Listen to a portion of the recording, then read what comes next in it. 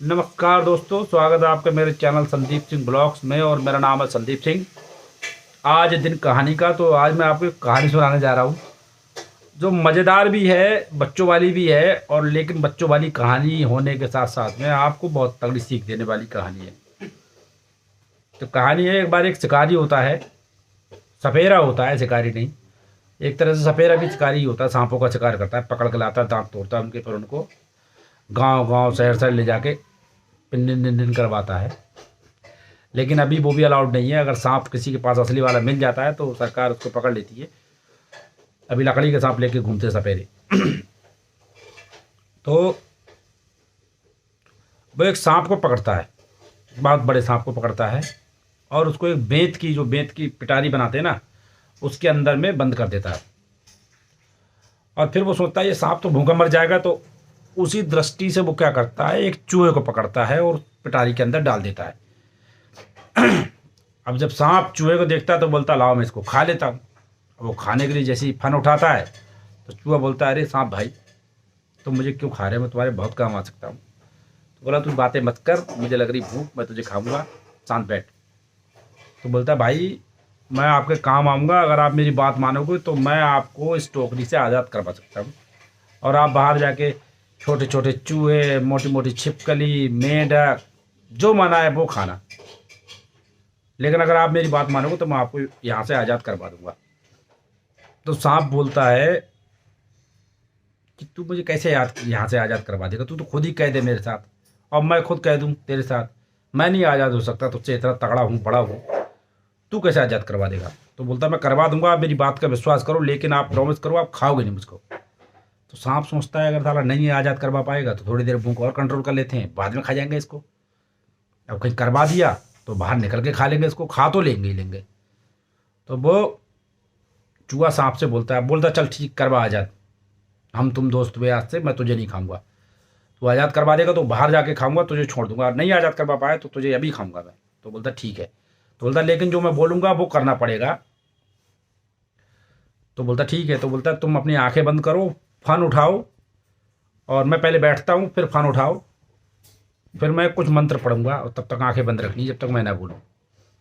तो सांप वैसा ही करता है। अब चूहा सांप के फन के यहाँ बैठ जाता है और टोकरी का ऊपरी हिस्सा काटता है। टोकरी का ऊपरी हिस्सा काट के बड़ा छेद कर देता है उसमें, काट के फट निकल जाता है। बताता नहीं उसको, क्योंकि उसने पहले ही बोल रखा था, प्रॉमिस ले रखा था कि आंखें बंद रखनी है। तो सांप की आंखें बंद होती हैं और वो बाहर निकल जाता है और भाग जाता है। सांप देखता है साला चूहा बोल नहीं रहा है, बता नहीं रहा है अभी तक कुछ, कितना मंत्र पढ़ रहा है। तो जब आंखें खोल के देखता है चूहा गायब था। तो धीरे धीरे सांप भी उस टोकरी में से सरक जाता है। वो इसलिए सरक जाता है कि वो सपेरा आ जाएगा तो वो दूसरी टोकरी में डाल देगा, निकल जाता है। बाहर निकल के ढूंढता है चूहे को, चूहा मिलता ही नहीं है। फिर वो अपनी भूख बुझाता है, जाके भूखा तो था ही। कुछ दिन बाद वो एक बिल में एक चूहे को देखता है, उसको दिखाई दे जाता है चूहा तो ये वही वाला है। तो वो बिल में जाके मुंह अपना डालता है और बोलता है चूहे भाई बाहर आओ, तुम तो मित्र है, मैं तुम्हें थोड़ी खाऊंगा। तो अंदर से ही चूहा बोलता है कि मैं और तुम कभी मित्र नहीं हो सकते। वो तुम्हारा भी वहाँ मतलब था और मेरा भी मतलब था, मुझे भी बाहर आना था, तुम्हें भी बाहर आना था, इसलिए तुमने मेरी बात मानी, मैंने तुम्हारी बात मानी। बस हमारी और तुम्हारी कभी मित्रता नहीं हो सकती, क्योंकि तुम मुझसे ज़्यादा बलवान हो और मैं तुम्हारे बराबर बलवान नहीं हूँ। तो भाई आप जाओ, अपनी मित्रता किसी और से जाके करो, हम आपकी मित्रता के लायक नहीं है, हमें माफ़ करना। और वो सांप समझ जाता है चूहा चालाक है, तो सांप वहाँ से निकल आता है और चूहा बिल में अपना सेफ रह जाता है। तो यही थी कहानी। कहानी ये थी कि मित्रता हमेशा बराबर वालों से करनी चाहिए। अब बराबर वालों से मतलब ये नहीं है कि आपके बराबर पैसे में हो, आपके बराबर जमीन जायदाद में हो तभी करनी चाहिए। बराबर मतलब एक तो मानसिकता बराबर होनी चाहिए, ताकत बराबर होनी चाहिए, ये सब चीज़ें बराबर होनी चाहिए, तभी मित्रता करनी चाहिए।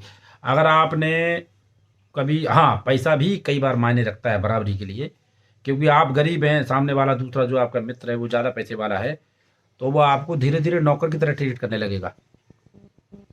अगर अच्छा आदमी है तो नहीं करेगा, लेकिन अगर अच्छा आदमी नहीं है, थोड़ा सा भी उसके अंदर पैसे का घमंड है, तो वो आपको नौकर की तरह ट्रीट करने लगेगा, ये गारंटी है। नौकर की तरह वो सोचेगा कि मेरे पास ज़्यादा पैसा है तो ये पानी उठा के लाए, ठीक है, ये चीज़ उठा के लाए, मेरे पास फोर व्हीलर है मैं इसको बिठा के लेके जा रहा हूँ, तो ये गाड़ी अगर कहीं बंद हो गई तो ये धक्का लगाए, या फिर दरवाज़ा खोल के बाहर से कुछ यही लेके आए, वो ऐसा हो जाता है। जबकि मित्रता क्या होती है, मित्रता में छोटा बड़ा नहीं होता है, बराबरी होती है। तो श्री कृष्ण और सुदामा की मित्रता थी। श्री कृष्ण के पास बहुत पैसा था और सुदामा के पास पैसा नहीं था। तो अगर वैसी मित्रता है तो अलग बात है, वरना मित्रता बराबर वालों में ही होनी चाहिए। कम से कम मानसिकता तो मैच करनी चाहिए, बराबरी की होनी चाहिए। अगर एक मित्र पैसे वाला है, एक मित्र पैसे वाला नहीं है, वो मानसिकता बराबर की है, तो उनकी मित्रता चलेगी। और कभी भी वो ज़्यादा पैसे वाला दोस्त अपने इस दोस्त को, जिसके पास पैसा कम है, कभी भी कम नहीं समझेगा, अपने बराबर ही समझेगा। वो कभी इसकी इंसल्ट या बदनामी नहीं होने देगा।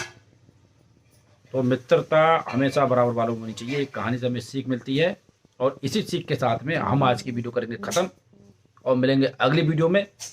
तब तक के लिए बाय बाय, राम राम, सलाम, प्रणाम, सत श्री अकाल, केम छो, खड़ी खंबा, भारत माता की जय। जय हो।